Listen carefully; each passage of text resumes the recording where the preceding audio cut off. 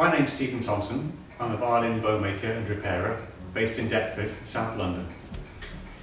I've been working on my own for 11 years, mainly repairing bows, but also making bows when I have the chance. Recently I bought an old bow by François Lupot, circa 1830. It was damaged behind the head, so I repaired the stick just behind the head, which now makes it a good playing bow. And I was very keen to try to copy this bow and ask people to comment on the similarities between my work and the original one. I have been making 8 or 9 bows a year, but recently I've dropped down to just 1 or 2 a year while I go back to basics to try to understand how to copy an old bow, getting an eye for detail and not worrying so much about how many bows I make per year. Rather brighter colour, but it will darken in time, is my copy of the bow. So I'm very pleased with the way it went. It seems to be a similar sort of weight and the balance seems to be roughly in the same area.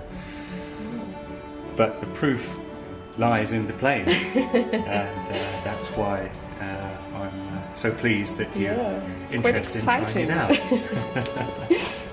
I was quite careful not to ask them which one's better. I had an idea that I might know which one was better and it might not be good for me. But what I wanted to ask them was more regarding the different playing qualities of the bows.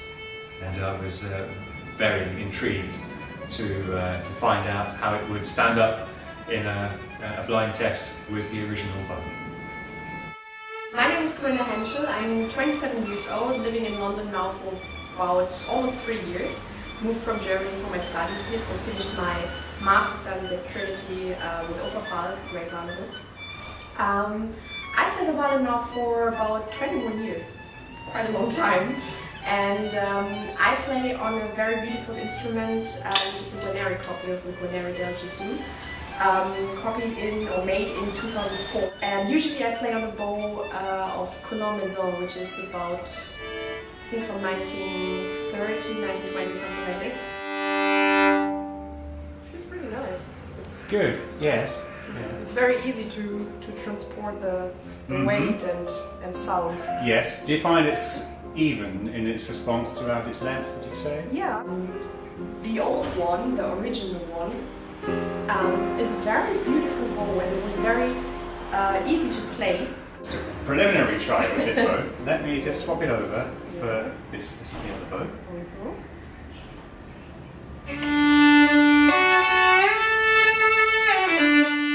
And I like both bows. Maybe the new one a bit more.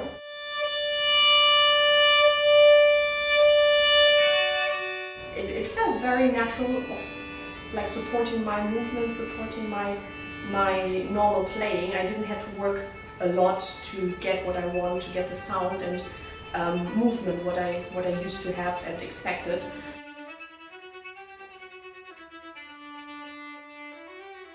Try both actually feel very, very comfortable in my hand.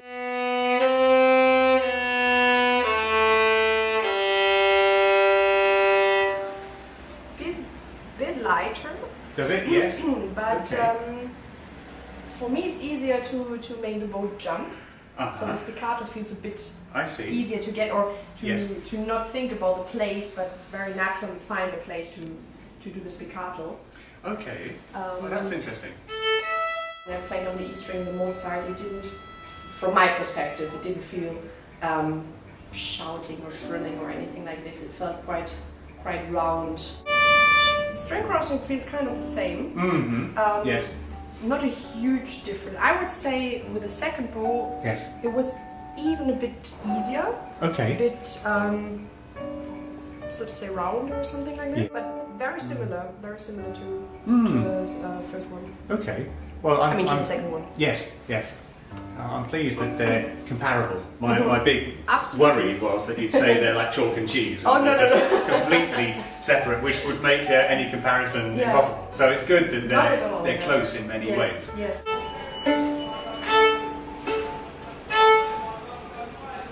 That's interesting, actually.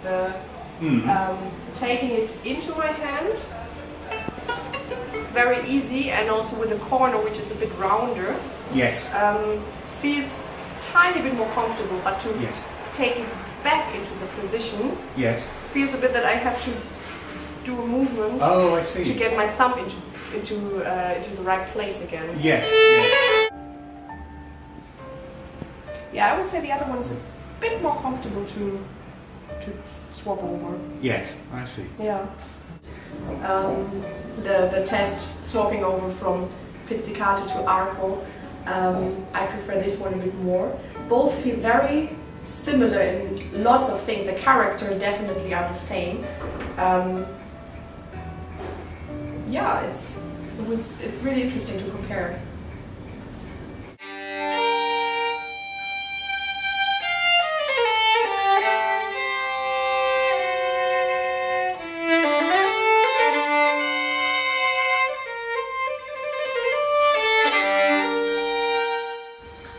Hello, my name is Theodora Weber and I'm a professional freelance violinist.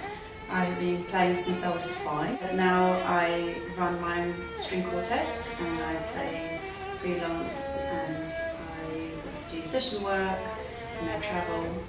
My quartet's called the Lady Godovas.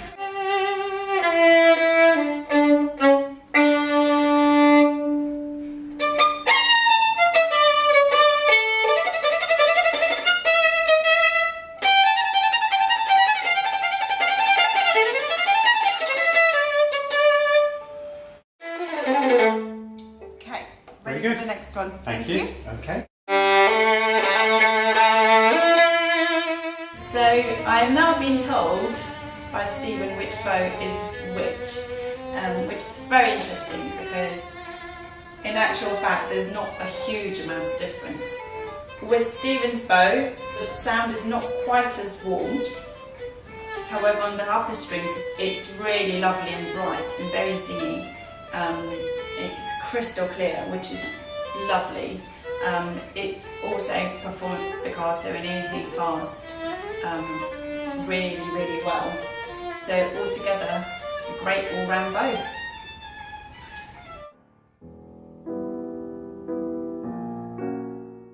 My name is Greta. I'm a freelance violinist based in London.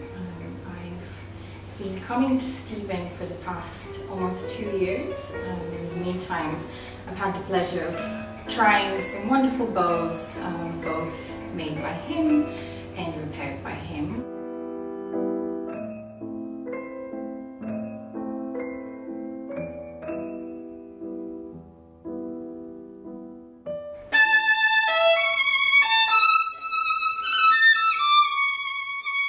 He kindly lent me the Lupot a few months ago when I was doing the recording, so I'm a little bit familiar with it. I felt that in the copy that he's made, many of the wonderful qualities of the older bow have been retained, but actually some of the issues that I was having with the older bow were kind of resolved in the copy.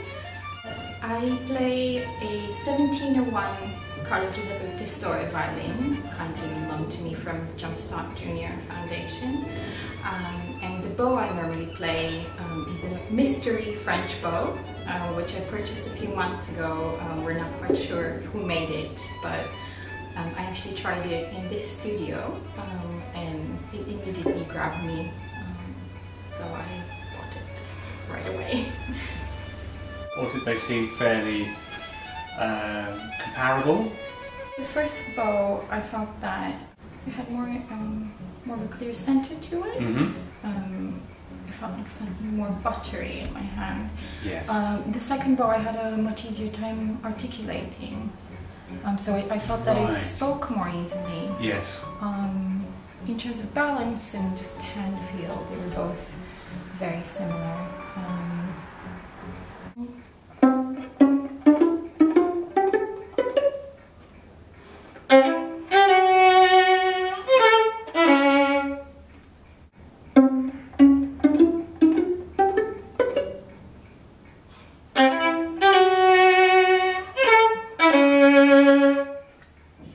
both felt very comfortable.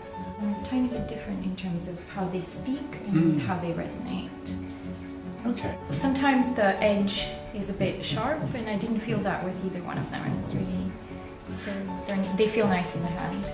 I've been fortunate to play many nice bows. Never found the perfect one. I think they all have different qualities, but one thing that I've discovered is just how important it is to have a bow that is well matched to the performer. It's almost more important than having a nice instrument, because the bow is in a way an extension to a right arm, which is, that is what creates the sound, that is what draws the sound out of the instrument, which is of course our voice as musicians. And not having the right bow for a player can be a big frustration, but when you do find something that matches your playing style and is a good partner to the instrument, then it's a really wonderful thing.